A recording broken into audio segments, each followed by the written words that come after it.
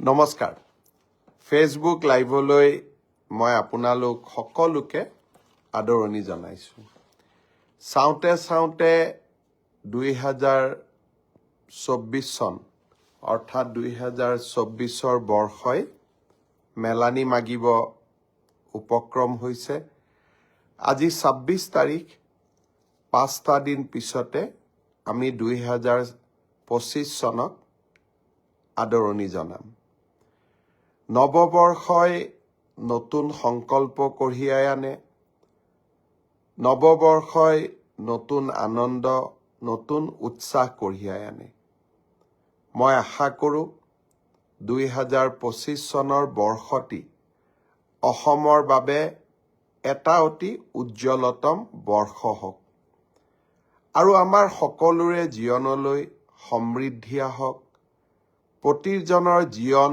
নতুন উৎসাহেৰে ভৰি পৰক আৰু সকলোৱে নিজৰ নিজৰ সংকল্পক সিদ্ধিলৈ ৰূপান্তৰ কৰক যোৱা দিনকেইটা আমাৰ বাবে ব্যস্ততাৰে পৰিপূৰ্ণ আছিল বিকাশৰ 12 দিন আমি 11 ডিচেম্বৰ তাৰিখে গুৱাহাটীত আৰম্ভ কৰিছিলোঁ আৰু এই 12টা দিনত উচ্চতৰ মাধ্যমিকত সুখ্যাতিৰে উত্তীৰ্ণ হোৱা ছাত্ৰ ছাত্ৰীসকললৈ স্কুটি যোগান উচ্চ মাধ্যমিক পৰীক্ষাত সুখ্যাতিৰে উত্তীৰ্ণ হোৱা ছাত্ৰসকললৈ আনন্দৰাম বৰুৱা বঁটা প্ৰদান নৱমমান শ্ৰেণীৰ ছাত্ৰ ছাত্ৰীসকললৈ চাইকেল প্ৰদান মাইক্ৰ' ফাইনেন্স লোনত 50,000 টকালৈকে যিসকলে ঋণ দিবলৈ বাকী আছিল তেওঁলোকলৈকে নো ডিউজ চাৰ্টিফিকেট তেওঁলোকৰ টকা আমি বেংকত উভতাই দিলো মহিলা মাতৃসকললৈ নো ডিউজ চাৰ্টিফিকেট আৰু তাৰ লগে লগে যোৱা প্ৰলয়ংকৰী বানপানীত ক্ষতিগ্ৰস্ত হোৱা লোকসকললৈ কিছু হলেও আৰ্থিক সকাহ এই গোটেইবোৰ কৰ্মযোগ্য বিকাশৰ 12টা দিনত আমি সমাপন কৰিলো ইয়াৰ মাজতেই আমি প্ৰায় 20 লাখ লোকলৈ ৰেচন কাৰ্ডো আগবঢ়াবলৈ সক্ষম হলো লোকসভা নিৰ্বাচনৰ পিছত অসমৰ সমূহ জিলালৈ যোৱাৰ মোৰ সৌভাগ্য হোৱা নাছিল এই সুযোগতে নগাঁও ডিব্ৰুগড় লখিমপুৰ যোৰহাট গোলাঘাট এই গোটেই কেইখন জিলাত একোবাৰকৈ যোৱাৰ সুযোগ পালো আৰু এই সময়ছোৱাৰ মাজতেই চামুগুৰিলৈও গৈ চামুগুৰিৰ ৰাইজক বিধানসভাৰ উপনিৰ্বাচনত বিজেপি দলক বিপুল ভোটত বিজয়ী কৰোৱাৰ বাবে ধন্যবাদ জনোৱাৰো সুযোগ ললো নতুন বছৰ অহাৰ সময়তে আমাৰ আটাইতকৈ চিন্তাৰ বিষয় হৈ পৰে ৰোড ট্ৰেফিক এক্সিডেণ্ট অৰ্থাৎ যান-বাহন সম্পৰ্কীয় দুৰ্ঘটনা এই যান-বাহনৰ দুৰ্ঘটনাই প্ৰতি বছৰে আমাৰ ৰাজ্যখনত প্ৰায় 3,000তকৈ অধিক লোকক মৃত্যুৰ মুখলৈ লৈ যায় যি কাৰণেই হওক কাৰোবাৰ অসাৱধানতাৰ বাবে হেলমেট নিপিন্ধাৰ বাবে মদ খাই গাড়ী চলোৱাৰ বাবে বা আন বিভিন্ন কেতিয়াবা ৰাস্তা ঘাটত অসুবিধা থকা কাৰণে বিভিন্ন কাৰণত প্ৰতি বছৰে প্ৰায় 3,000 লোকৰ দুৰ্ঘটনাত মৃত্যু হয় চৰকাৰ গঠন কৰাৰ দিনৰ পৰা এই মৃত্যুৰ হাৰ কমাবলৈ আমি নিৰন্তৰ প্ৰয়াস কৰিছিলো এই বছৰটো আমাৰ বাবে এটা সফলতাৰ বছৰ আছিল এই বছৰত আৰক্ষী জিলা প্ৰশাসন পৰিবহণ বিভাগ আৰু ৰাইজৰ অকুণ্ঠ সহায় সহযোগিতাত আমি যান-বাহন দুৰ্ঘটনাত নিহত লোকৰ সংখ্যা আজি পৰ্যন্ত 400 অৰ্থাৎ প্ৰায় 15% আমি হ্ৰাস কৰিবলৈ সক্ষম হৈছোঁ। অৱশ্যে নলবাৰীৰ কেবিনেটত যান-বাহন আইন পালনৰ ক্ষেত্ৰত আমি কিছু শিথিল হোৱাৰ সিদ্ধান্ত লোৱা বাবে আমি 20% লক্ষ্যৰ পৰা আমি 15% লক্ষ্যলৈ আমি অৱনমিত হ'লো। তথাপিতো এটা বছৰত 400 জন লোকৰ জীৱন ৰক্ষা আৰু 15% মৃত্যুৰ হাৰ যান-বাহন দুৰ্ঘটনাত কমোৱাটো এটা আমাৰ সকলোৰে সামগ্ৰিক সফলতা বুলিয়েই আমি ক'ব লাগিব। এতিয়া মোৰ এটা বিশেষ অনুৰোধ, যোৱাকালি 25 ডিচেম্বৰৰ পৰা 15 জানুৱাৰীৰ ভিতৰত এই এটা মাহতে অসমত আটাইতকৈ বেছি যান-বাহনৰ দুৰ্ঘটনা হয় আৰু এই সময়ছোৱাতে অধিক লোকৰ মৃত্যু ঘটে। যোৱাবাৰ এই সময়ছোৱাতে গোলাঘাটত হোৱা অদ্ভুত বাছ দুৰ্ঘটনাত পিকনিক খাবলৈ যোৱা গাঁৱৰ লোকসকলে যি দুৰ্ঘটনাৰ সন্মুখীন হৈছিল, তাত আমি কেইবাজনো লোকক হেৰুৱাই পেলাইছিলোঁ। গাঁওখনলৈ যাওঁতে সঁচাকৈয়ে মন সেমেকি উঠিছিলে। বিধৱা মাতৃ, বিধৱা পত্নী, পুত্ৰক হেৰুওৱা মাতৃ আৰু নিজৰ পৰিয়ালজনক হেৰুওৱা পৰিয়ালবৰ্গৰ ক্ৰন্দনে আমাক সকলোকে সেমেকাই তুলিছিলে। পুৱতি নিশা পিকনিকলৈ যোৱা, ঘন ঘোৰ কুঁৱলীৰ মাজত গাড়ী চলোৱা, ড্ৰাইভাৰক মদ খাবলৈ সুবিধা দিয়া, এই গোটেইবিলাক দুৰ্ঘটনাৰ কাৰণ। আৰু 31 ডিচেম্বৰৰ নিশা মদ খাই গাড়ী চলোৱাৰ ফলতো বহু লোকে মৃত্যুৰ মুখত পৰিবলগীয়া হয়। অৱশ্যে যোৱা 3টা বছৰ মোৰ একান্ত অনুৰোধত, ৰাইজৰ সহযোগত আমি নিজকে বহু বেছি নিয়ন্ত্ৰণ কৰিব পাৰিছোঁ। এইবাৰো মই আশা কৰিম 31 ডিচেম্বৰৰ নিশাটো আমি যাতে কোনেও মদ খাই গাড়ী নচলাওঁ। আপোনালোকৰ সহযোগিতা আকৌ এবাৰ কামনা কৰিম। কেইটামান প্ৰশ্ন মোলৈকে আহি আছে, মই যেনেকে পাৰোঁ কেইটামান উত্তৰ দিবলৈ চেষ্টা কৰিম। মৃদুল বৰা, আপোনাক মোৰ পৰা কিবা সহায় লাগিছিলে আপুনি জনাব। মীনা গগৈ, আপোনাকো ধন্যবাদ জনাইছোঁ। ৰূপম গোস্বামীয়ে ফেচবুক লাইভ চাই আছে, ধন্যবাদ জনাইছোঁ। ৰুবি সিংহা ৰয়, আপোনাকো ধন্যবাদ জনাইছোঁ। আতিক হুছেইন, আপোনাকো ধন্যবাদ জনাইছোঁ। কেইবাজনো লোকে, টিকেন্দ্ৰ ডেকা, আপুনিও ফেচবুক লাইভ চাই আছে। উমাকান্ত বৈশ্য, গ্ৰেট মামা আপুনি লিখিছে, মই আপোনাক ধন্যবাদ জনাইছোঁ। অংকুৰ নাথ, আপুনিও চাই আছে। ৰূপম গোস্বামী লিখিছে বিজেপি জিন্দাবাদ। হিমাংশু চৌধুৰীয়ে চাই আছে। মীনা গগৈয়ে চাই আছে। আপোনালোক সকলোকে ধন্যবাদ জনাইছোঁ। বহু লোকে মোক প্ৰশ্ন কৰি আছে যে মিউচুৱেল ট্ৰেন্সফাৰৰ পৰ্টেলটো কেতিয়া খুলিব। মিউচুৱেল ট্ৰেন্সফাৰৰ পৰ্টেল অহা 1 জানুৱাৰী তাৰিখৰ পৰা আমি মুকলি কৰিম। এই পৰ্টেলটো কেনেকে চলিব? বহুতে মোক সুধিছে যে আমি মিউচুৱেল কৰা মানুহক ক'ত কেনেকে বিচাৰি পাম। এই পৰ্টেলটোত আবেদন কৰাৰ পিছত একে বিভাগৰ একে পে স্কেলৰ কৰ্মচাৰীৰ মাজত আমি মিউচুৱেল ট্ৰান্সফাৰ কৰাৰ বাবে প্ৰচেষ্টা কৰিম। এই পৰ্টেলটো প্ৰায় 2 মাহ জুৰি খোলা থাকিব, 1 জানুৱাৰীৰ পৰা 28 ফেব্ৰুৱাৰীলৈ। এই সময়ছোৱাৰ ভিতৰতে আমি আবেদন কৰিম, আমি ভেৰিফিকেশ্যন কৰিম। তাৰ পিছত আমি আপোনালোকৰ আবেদনবোৰ পৰ্টেলত স্বয়ংক্ৰিয়ভাৱে মিউচুৱেল ট্ৰান্সফাৰৰ বাবে মুকলি কৰি দিম। আৰু এটা কম্পিউটাৰ প্ৰণালীৰ মাজেৰে স্বচ্ছতাৰ মাজেৰে এই মিউচুৱেল ট্ৰান্সফাৰ হ'ব। আপোনালোকক সোধা যাব, আপোনালোকে সন্মতিৰ বাটমটো টিপাৰ লগে লগে মিউচুৱেল ট্ৰান্সফাৰৰ অৰ্ডাৰ নিজে নিজে কম্পিউটাৰৰ পৰা ওলাই আহিব। ই কেনেকে পৰিচালনা হয় যদি আপোনালোকক জানিবৰ কাৰণে আৰু অধিক ইচ্ছা আছে, সৰ্বশিক্ষা অভিযানত আগতে কাম কৰা বা বৰ্তমানে কাম কৰি থকা শিক্ষকসকলে এই পৰ্টেলটোৰ ওপৰত আপোনালোকক যথেষ্ট জ্ঞান দিব পাৰিব।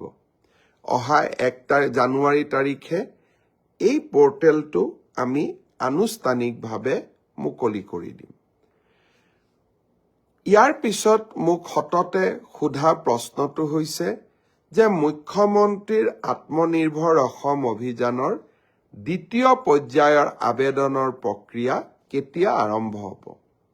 শ্ৰদ্ধা যুৱক যুৱতী বন্ধু বান্ধৱীসকল, মুখ্যমন্ত্ৰীৰ আত্মনিৰ্ভৰ অসম আঁচনিৰ জৰিয়তে আমি যুৱক যুৱতীসকলক ব্যৱসায় কৰিবৰ বাবে, উদ্যোগ কৰিবৰ বাবে 2 লাখ টকা আগবঢ়াওঁ। আৰু যিসকলে MBBS ইঞ্জিনিয়াৰিং পাছ কৰিছে তেওঁলোকক আমি 5 লাখ টকা আগবঢ়াওঁ। যোৱাবাৰ আমি 25,000 যুৱক যুৱতীক ইতিমধ্যে 1 লাখ টকাকৈ আগবঢ়াইছো। আৰু তেওঁলোকৰ গোটেই ব্যৱসায় উদ্যোগ কেনেকে চলিছে তাক সৰজমিনভাৱে তদন্ত কৰাৰ পিছত 2025 চনত তেওঁলোকক আমি আৰু 1 লাখ টকা দিবৰ বাবে চেষ্টা কৰিম। এতিয়া হৈছে নতুনকৈ আবেদন কৰা। ইতিমধ্যে 1,54,000 যুৱক যুৱতীয়ে নতুনকৈ এই আত্মনিৰ্ভৰ অভিযানৰ বাবে আবেদন কৰিছে। এই বছৰ আমি 75,000 যুৱকক 1 লাখ টকা প্ৰথম কিস্তিত, দ্বিতীয় কিস্তিত 1 লাখ টকাকৈ আগবঢ়াম। ইতিমধ্যে যি 1,54,000 যুৱক যুৱতীয়ে পঞ্জীয়ন সমাপ্ত কৰিলে, এতিয়া তেওঁলোকৰ বাবে আবেদনৰ সময়। আৰু তেওঁলোকে অহা 1 জানুৱাৰীৰ পৰা আবেদন কৰাৰ সুবিধা পাব। 1 জানুৱাৰী তাৰিখে আমি এই আবেদনৰ পৰ্টেলটো মুকলি কৰি দিম। মিউচুৱেল ট্ৰান্সফাৰৰ পৰ্টেলো মুকলি হ'ব আৰু সমান্তৰালভাৱে মুখ্যমন্ত্ৰীৰ আত্মনিৰ্ভৰ অভিযানৰ আবেদনৰ পৰ্টেলো আমি 1 জানুৱাৰী তাৰিখে মুকলি কৰি দিম। ইয়াৰ পিছত আৰু এটা বিশেষ কথা মই আপোনালোকক জনাব খুজিছো।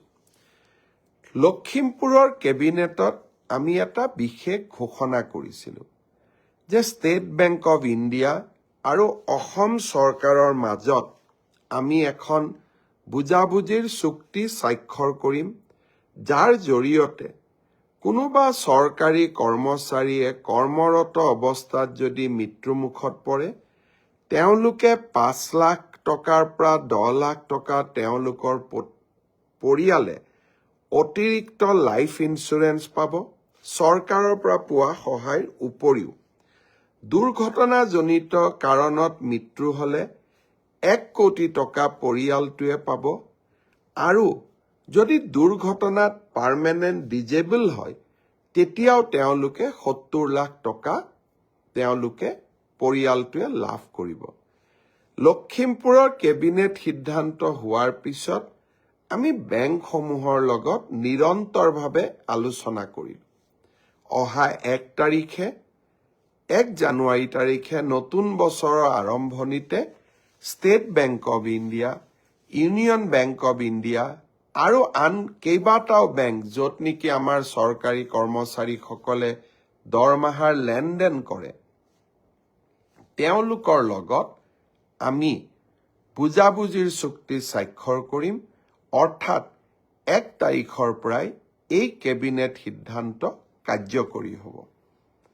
শ্ৰদ্ধাৰ অসমবাসী ৰাইজ, মুখ্যমন্ত্ৰীৰ আত্মনিৰ্ভৰ অভিযান, কৰ্মচাৰীসকললৈ জীৱন সুৰক্ষা আৰু মিউচুৱেল ট্ৰান্সফাৰ প্ৰতিটো প্ৰতিশ্ৰুতিকে বাস্তৱত ৰূপায়ণ কৰিবৰ বাবে আমি প্ৰতিটো মুহূৰ্তই কাম কৰোঁ আৰু এই কামবিলাক সম্পূৰ্ণ হোৱাৰ লগে লগে এই কৰ্মযজ্ঞৰ ফচলসমূহ আপোনালোকৰ বাবে লৈ আহোঁ।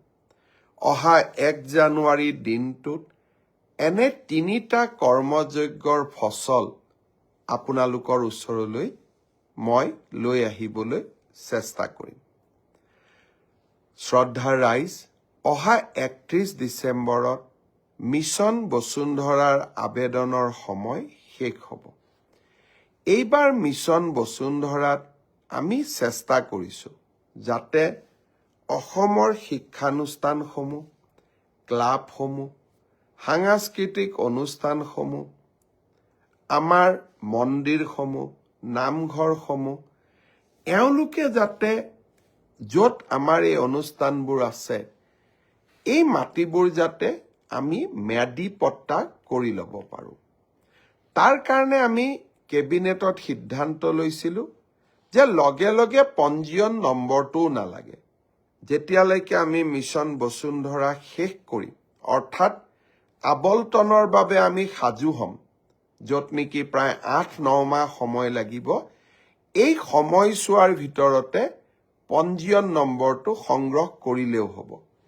আৰু পঞ্জীয়ন ল'বৰ বাবেও আমি চাৰ্টাৰ্ড একাউণ্টেণ্ট আদিৰ যি আগতে অডিট ৰিপৰ্ট লাগিছিল, সেই ব্যৱস্থাও আমি স্থগিত কৰিছোঁ। এটা পঞ্জীয়ন লাভ কৰাৰ নিয়ম আমি সহজলব্ধ কৰিছোঁ আৰু পঞ্জীয়ন পিছত কৰিলেও আবেদন কৰাৰ ৰাস্তাও আমি খুলি দিছোঁ।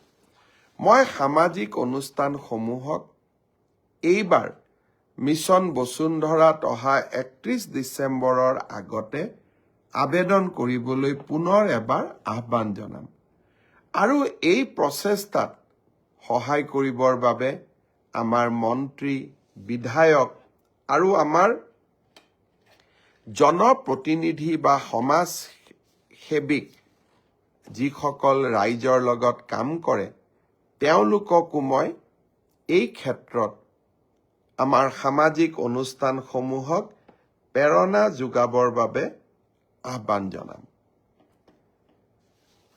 অহা 1 জানুৱাৰী তাৰিখে আৰু আমি কেইবাটাও নতুন আঁচনি হাতত লোৱাৰ বাবে চেষ্টা কৰিম। কিন্তু আটাইতকৈ গুৰুত্বপূৰ্ণ 1 জানুৱাৰী তাৰিখে আমি যি নতুন কাম আৰম্ভ কৰিম, তাৰ ভিতৰত মই কেইটামান ঘোষণা কৰিবলৈ চেষ্টা কৰিম যে কেনেকৈ অহা বছৰটো আমাৰ চৰকাৰে কিতাপৰ বৰ্ষ হিচাপে পালন কৰিব। অহা কালিৰ পৰা গুৱাহাটীত অসম প্ৰকাশন পৰিষদ আৰু পুস্তক বিক্ৰেতা সংস্থাৰ যৌথ উদ্যোগত প্ৰথমবাৰৰ বাবে খানাপাৰা খেলপথাৰত গ্ৰন্থমেলা অনুষ্ঠিত হ'ব। চানমাৰী ইঞ্জিনিয়াৰিং ইনষ্টিটিউট খেলপথাৰৰ পৰা আহল বহলকৈ যাতে গ্ৰন্থমেলা অনুষ্ঠিত কৰিব পাৰি, সেইবাবে এইবাৰ আমি গ্ৰন্থমেলা খানাপাৰাৰ ভেটেনাৰী খেলপথাৰত অনুষ্ঠিত কৰিম। কিতাপৰ বৰ্ষটো 1 জানুৱাৰীৰ পৰা আৰম্ভ হ'ব, কিন্তু মই আহ্বান কৰিম প্ৰতিগৰাকী গ্ৰন্থপ্ৰেমী ৰাইজক যেন আমি সকলোৱে এইবাৰ গ্ৰন্থমেলালৈ যাওঁ আৰু যিবোৰ অঞ্চলত গ্ৰন্থমেলা অনুষ্ঠিত নহয়, সেইবোৰ অঞ্চলত কিতাপৰ দোকানলৈ গৈ আমি যাতে কিতাপ কিনাৰ অভ্যাস আৰম্ভ কৰোঁ। গ্ৰন্থই এটা জাতিৰ সভ্যতাক পৰিচয় দিয়ে আৰু ভাল গ্ৰন্থই মানুহৰ জীৱন সলনি কৰে। মই আশা কৰোঁ সকলোৱে যেন এইবাৰ গ্ৰন্থ মেলাতো অংশগ্ৰহণ কৰে আৰু কিতাপৰ বৰ্ষ পালন কৰাটো চৰকাৰক যাতে সহযোগিতা আগবঢ়ায়। মই লেখকসকলকো অনুৰোধ কৰিম যে আশাৰ কথা লিখিবৰ বাবে আমি চেষ্টা কৰিব লাগে। হতাশা, নিৰাশা, বিপ্লৱ এইবিলাক লেখনিয়ে পাঠক সমাজক কৰবাৰ পৰা নহয় কৰবাৰ পৰা কিতাপৰ পৰা আঁতৰাই লৈ যায়। ইয়াৰ পৰিৱৰ্তে আমাৰ গৌৰৱময় অতীত, আমাৰ চাৰিওফালে থকা সমাজৰ বিভিন্ন ঘটনা আৰু ভৱিষ্যতৰ আশাৰ ভাৰত, আশাৰ সপোন, এইবিলাক কথাৰ ওপৰত যেতিয়া আমি গ্ৰন্থ ৰচনা কৰিম, মই ভাবোঁ এই গ্ৰন্থই পাঠকসকলক অত্যন্ত উৎসাহিত কৰে। মই লিখা গোটেইকেইখন গ্ৰন্থই কৰবাত নহয় কৰবাত আশাক প্ৰতিনিধিত্ব যাতে কৰে তাৰ বাবে মই চেষ্টা কৰিছিলোঁ। আৰু সমাগত সময়েৰে আৰম্ভ কৰা মোৰ প্ৰতিকেইখন গ্ৰন্থ জনতাই যি ধৰণে আঁকোৱালি লৈছিলে তাৰ পৰা মই কৰবাত নহয় কৰবাত আশ্বস্ত হওঁ যে ৰাইজে আশাৰ কথা শুনিব খোজে, ৰাইজে আমাৰ গৌৰৱময় অতীতৰ বিষয়ে জানিব খুব বিচাৰে। ধ্ৰুপদী অসমীয়া ভাষা হ'ল। বহুত ল'ৰা ছোৱালীয়ে জানিব খোজে ভাস্কৰ বৰ্মা কোন আছিল, সম্ৰাট পিথু কোন আছিল, কানাই বৰশী শিলৰ লগত পিথুৰ সম্পৰ্ক আমি বহুতেই নাজানো। ভাস্কৰ বৰ্মাৰ ৰাজত্বৰ সময়তে হিউৱেন চাং অসমলৈ আহিছিল আৰু তাৰ পৰাই ধ্ৰুপদী অসমীয়াৰ যাত্ৰা আৰম্ভ হৈছিল। চুকাফা, লাচিত, সতী সাধনী, সতী ৰাধিকা এই সমগ্ৰ জীৱন প্ৰক্ৰিয়াৰ উপৰিও ভাৰতৰ প্ৰেক্ষাপটতো আমি আমাৰ গৌৰৱময় অতীতসমূহৰ বিষয়ে আমাৰ যুৱ প্ৰজন্মক জনোৱা উচিত।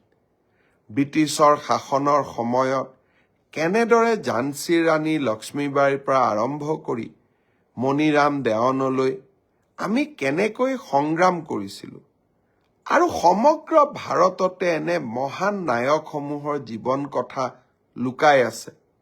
মই ভাবোঁ যে আমাৰ গ্ৰন্থ লেখকসকলে একোটা ভাল টপিকৰ ওপৰত গ্ৰন্থ লিখাৰ বাবে প্ৰচেষ্টা কৰে আৰু যি টপিকে যুৱ প্ৰজন্মক আকৌ কিতাপৰ প্ৰতি আকৰ্ষণ কৰে।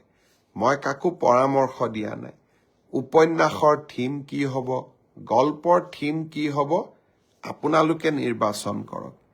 কিন্তু যুৱ প্ৰজন্ম যাতে গ্ৰন্থৰ প্ৰতি আগ্ৰহীত হয় তেনেকুৱা ধৰণৰ কথা বতৰা আমি যাতে কিতাপৰ জৰিয়তে লিখিবৰ বাবে চেষ্টা কৰোঁ। এই বছৰটোত গ্ৰন্থক আকৌ এবাৰ উৎসাহিত কৰাৰ বাবে আমি সকলো ধৰণৰ প্ৰচেষ্টা কৰিম। বিকাশৰ 12 দিনত অসমৰ বিভিন্ন জিলালৈ যাওঁতে মোক বহুত ল'ৰা ছোৱালীয়ে প্ৰশ্ন কৰিছে যে পুলিচৰ ফিজিকেল ফিটনেছ আমি পাছ কৰিলোঁ, এতিয়া লিখিত পৰীক্ষা কেতিয়া হ'ব? ফেব্ৰুৱাৰী মাহৰ ভিতৰত এই লিখিত পৰীক্ষা সমাপন কৰাৰ বাবে আমি প্ৰচেষ্টা কৰিম। বহুত ল'ৰা ছোৱালীয়ে সুধিছে যে মামা ADRE ৰিজাল্ট কেতিয়া দিব? ADRE ৰিজাল্টটো আমি তৃতীয় আৰু চতুৰ্থ বৰ্গৰ আটাইকেইটা পৰীক্ষাৰ ৰিজাল্ট আমি ফেব্ৰুৱাৰী মাহৰ শেষৰ ফালে বা মাৰ্চ মাহৰ প্ৰথম সপ্তাহতে দিবৰ বাবে আমি চেষ্টা কৰিম। ইতিমধ্যে এই গোটেই প্ৰচেষ্টাবোৰ আৰম্ভ হৈছে আৰু আমাৰ প্ৰচেষ্টা হ'ব যে নিৰ্ধাৰিত সময়ত এইবাৰ আমি প্ৰতিশ্ৰুতি দিয়া অনুসৰি 30,000 নিযুক্তি আমি যাতে সমাপন কৰিব পাৰোঁ। প্ৰাদেশিকৰণৰ ওপৰতো আমাৰ সমাজত বহুত চিন্তা চৰ্চা হৈ থাকে। অলপতে গুৱাহাটী উচ্চ ন্যায়ালয়ে প্ৰাদেশিকৰণৰ ব্যৱস্থাটোৰ ওপৰত এটা গুৰুত্বপূৰ্ণ ৰায় প্ৰদান কৰিছে। আমি সেই ৰায় অধ্যয়ন কৰি আছোঁ আৰু তাৰ পিছতেই প্ৰাদেশিকৰণৰ ওপৰতো আপোনালোকক মই কিছু কথা ক'বৰ বাবে যত্ন কৰিম। শ্ৰদ্ধাৰ ৰাইজ, পুনৰ এবাৰ আপোনালোকক মই ধন্যবাদ জনাম যে বিকাশৰ 12টা দিন এই সমগ্ৰ সময়ছোৱাত আমাৰ অসমৰ বিভিন্ন স্থানলৈ যোৱা মন্ত্ৰীসকলক বা ব্যক্তিগতভাৱে মোক আপোনালোকে যি মৰম সাদৰ দেখুৱালে তাৰ বাবে মই আপোনালোকক পুনৰ এবাৰ ধন্যবাদ জনাম। 5টা বিধানসভাৰ উপনিৰ্বাচন, লোকসভা সমষ্টি লোকসভা নিৰ্বাচনত বিজেপিৰ চমকপ্ৰদ বিজয়, এই গোটেইবিলাকৰ প্ৰেক্ষাপটত এতিয়া আমি 2025 চনৰ বাবে সাজু হ'ম। 2025 চন ৰাজনৈতিক দৃষ্টিভংগীৰেও গুৰুত্বপূৰ্ণ হৈ থাকিব। বছৰটোৰ আৰম্ভণিতে পঞ্চায়তৰ নিৰ্বাচন, তাৰ পৰৱৰ্তী সময়ত স্বায়ত্তশাসিত পৰিষদসমূহৰ নিৰ্বাচন আৰু তাৰ পিছত বিটিআৰৰ নিৰ্বাচন। আৰু এই ধৰণে 25 চনৰ ৰাজনৈতিক ঘটনাৰাজিৰ মাজতেই আমি 26ৰ বিধানসভা নিৰ্বাচনলৈও আগবাঢ়ি যাম। স্বাভাৱিকভাৱেই 2025 চনটো আমাৰ বাবেও ফুল অফ একশ্যন বা আমাৰ বাবেও ব্যস্ততাপূৰ্ণ হ'ব। ৰাইজৰ মাজত এই বছৰটোত গৈ থকাৰ বাবে চেষ্টা কৰিম আৰু এই বছৰটোতে আৰম্ভণিতে এডভান্টেজ আছাম অৰ্থাৎ অসমলৈ বিনিয়োগ অনাৰ বাবে আমি বিনিয়োগ সন্মিলন আৰু তাৰ লগত ইনভেষ্টমেণ্টৰ লগত ইনফ্ৰাষ্ট্ৰাকচাৰ, ইনভেষ্টমেণ্ট আৰু ইনফ্ৰাষ্ট্ৰাকচাৰ সন্মিলনখনো আমি 25 আৰু 26 ফেব্ৰুৱাৰীত আয়োজন কৰিম। 24 ফেব্ৰুৱাৰীত প্ৰধানমন্ত্ৰী নৰেন্দ্ৰ মোদী ডাঙৰীয়া অসমলৈ আহিব আৰু সেই দিনাখনে আমি 8,000তকৈও অধিক যুৱক যুৱতীৰে ঝুমুৰ এই অসমৰ চাহ বাগিচাৰ জনগোষ্ঠীৰ বিশেষ সাংস্কৃতিক উপাদানটোক গুৱাহাটীৰ সৰুসজাই ষ্টেডিয়ামত আমি সামগ্ৰিক প্ৰদৰ্শন কৰিম। প্ৰধানমন্ত্ৰী ডাঙৰীয়া নিশা গুৱাহাটীতে কটাব আৰু 25 তাৰিখে আমি আমাৰ ইনভেষ্টমেণ্ট আৰু ইনফ্ৰাষ্ট্ৰাকচাৰ সামিটখন আমি মুকলি কৰিম। দেশ বিদেশৰ বিনিয়োগকাৰীসকলক আমি নিমন্ত্ৰণ কৰি পৰিৱৰ্তিত অসমৰ প্ৰতিচ্ছবিখন তেখেতসকলক দেখুৱাব খুজিছো। এসময়ত অসম গুলীকাণ্ড, বোমা বিস্ফোৰণ আন্দোলনৰ কাৰণে বিখ্যাত আছিল। আজি এখন পৰিৱৰ্তিত অসম আমি সকলোৱে দেখা পাইছো। যোৱা 25টা বছৰৰ অস্থিৰতা, ক'ব গ'লে তমসাই আৱৰি ৰখা অসম এখনক আমি এক নতুন দিগন্তলৈ লৈ যোৱাৰ প্ৰচেষ্টা কৰিছো। সকলোৰে মাজত মিলা প্ৰীতিয়ে আজি এখন নতুন অসমৰ কৰবাত নহয় কৰবাত প্ৰতিচ্ছবি আমাৰ ওচৰলৈ লৈ আহিছে। কেইদিনমান আগতে এখন মই সভাত কৈছিলো, অন্ধকাৰক প্ৰতিদিনে প্ৰতিনিধিত্ব কৰে আৰু নতুন অসমক ছেমি কণ্ডাক্টৰে প্ৰতিনিধিত্ব কৰে। প্ৰতিদিন যুগৰ পৰা ছেমি কণ্ডাক্টৰ যুগলৈ এই 25টা বছৰৰ পৰিৱৰ্তনক আমি ইনভেষ্টমেণ্ট ইনফ্ৰাষ্ট্ৰাকচাৰ সামিটৰ সময়ত আমি জনতাক আৰু বিনিয়োগকাৰীসকলক দুইটাকে দেখুৱাব বিচাৰিছো। আৰু জানুৱাৰী মাহত ময়ো মনতে থিৰাং কৰিছো যে বিনিয়োগকাৰীসকলক আকৌ এবাৰ নিজে লগ কৰি অসমলৈ বিনিয়োগৰ বাবে আহ্বান জনাম। আপোনালোকৰ পৰাও সহযোগিতা বিচাৰিছো। পুনৰ এবাৰ নতুন বছৰৰ শুভেচ্ছা জনালো। বহু কেইজনে মোক প্ৰশ্ন সুধি আছে, আমাৰ হাইস্কুল কন্ট্ৰেকচুৱেল টিচাৰৰ এপইণ্টমেণ্ট কেতিয়া দিব? কোনোবাই সুধি আছে আশা কৰ্মীৰ বিষয়ে দুআষাৰ কওক, কোনোবাই কৈ আছে অংগনবাদীৰ বিষয়ে দুআষাৰ কওক। সকলো কথা এদিনতে আমি নুশুনো, সকলো কথা লাহে লাহে পৰ্যায়ক্ৰমে আমি শুনি যাম আৰু আমি কৰি যাম। মাত্ৰ আপোনালোকে আমাক আশীৰ্বাদ দিয়ক, কাৰণ এজন মানুহে কাম কৰিম বুলি ক'লেও কৰিব নোৱাৰে। সম্পদ লাগিব আৰু জনতাৰ আশীৰ্বাদ লাগিব। আপোনালোকে মোক আশীৰ্বাদ কৰক। শান্তিৰ অসমত সম্পদো আহৰণ কৰিব পাৰিম আৰু জনতাৰ সমস্যাসমূহ সমাধানো কৰিব পাৰিম। পুনৰ এবাৰ আপোনালোকৰ পৰা বিদায় মাগিছো। অমৃত মহন্ত আপোনাক ধন্যবাদ জনাইছো। ৰূপম হালৈ আপোনাক ধন্যবাদ জনাইছো। দিব্যলতা বৈশ্য, ৰিয়া ৰয়, আপোনালোক সকলোকে মই ধন্যবাদ জনাইছো এই ব্ৰডকাষ্ট চাই থকাৰ বাবে। নতুন বছৰত মাঘ বিহুৰ আগতে আকৌ এবাৰ আপোনালোকৰ ওচৰলৈ ফেচবুক লাইভৰ জৰিয়তে আহিম। আজি ইমানতে সামৰিছো। সকলোকে নতুন বছৰৰ অলেখ শুভকামনা জনাইছো, অলেখ শুভকামনা। প্ৰতিজনৰ সংকল্প সিদ্ধিত পৰিণত হওক, প্ৰতিজনৰে সপোন বাস্তৱত পৰিণত হওক, অসমখন আকৌ এবাৰ উজ্বলি উঠক। আমাৰ সপোন আৰু আমাৰ সপোনে বাস্তৱত ৰূপ লোৱাৰ লগে লগে ৰাজ্যখনলৈ যাতে সমৃদ্ধি আহে, প্ৰতিজনৰ জীৱনলৈ সুখ আৰু সমৃদ্ধি আহে। আকৌ এবাৰ সকলোৰে হৈ নেদেখাজনৰ ওচৰত এটা শান্তি সমৃদ্ধিৰ নতুন বছৰ কামনা কৰি ফেচবুক লাইভ সামৰিলো। বহুত বহুত ধন্যবাদ। জয় হিন্দ, বন্দে মাতৰম।